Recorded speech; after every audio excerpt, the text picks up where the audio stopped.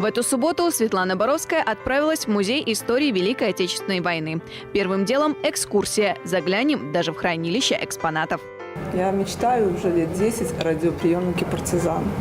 А такой есть. Он выпускался сразу после войны на нашем Минском радиозаводе. Да.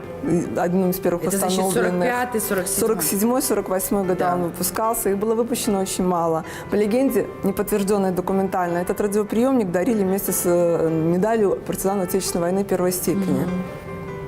У нас столько партизан в стране, давайте да? попросим. И ни одного радиоприемника Давайте партизан. попросим. Дорогие телезрители, вот хранитель фондов музея Светлана. Если вдруг у вас есть радиоприемник «Партизан», ну, конечно, он вам дорог, но вдруг у вас есть 2 радиоприемника «Партизан». Будем благодарны. Ознакомившись с некоторыми уникальными экспонатами из фондов музея, Светлана Боровская отправляется в реставрационные мастерские на линию Сталина. Тут мы машину сделали с нуля, получается, понимаете?